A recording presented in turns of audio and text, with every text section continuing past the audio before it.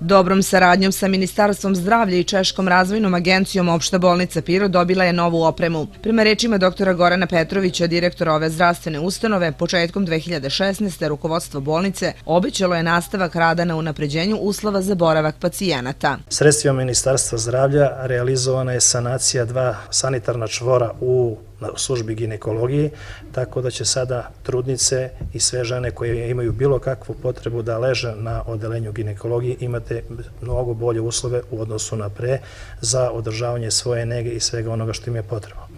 Vrednost ove investicije je 900.000 dinara. Zahvaljujući sredstvima Češke razvojne agencije, koronarna jedinica dobila je 6 savremenih elektrohidrauličnih kreveta vrednosti 20.000 evra. 5 pasivna antidekubitalna dušeka i 1 aktivni antidekubitalni dušek.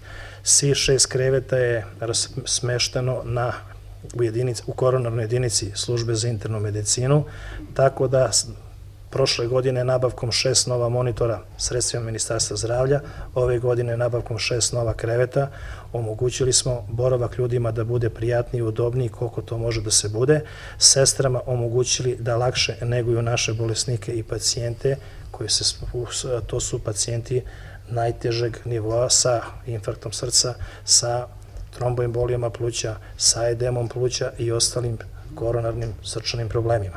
Ovi kreveti omogućavaju i prevenciju svih hospitalnih komplikacija. Ovom donacijom Opšta bolnica Pirot završava saradnju sa Češkom razvojnom agencijom sa kojom je saradnja počela 2014. Doktor Petrović ovom prilikom najavljuje nastavak opremanja bolnice. Iskoristio bih ovu priliku da se u ime menadžmenta Opšte bolnice Pirot, u svoje ime i u ime zaposlenih Opšte bolnice Pirot svima poželim puno zdravlja u sledećoj godini i da obećam da ćemo i nadalje se truditi da podižemo nivo usluga, kvalitet usluga i da učinimo našim sugrađanima da u buduće imaju brzu, pravovremenu i adekvatnu zdravstvenu zaštitu.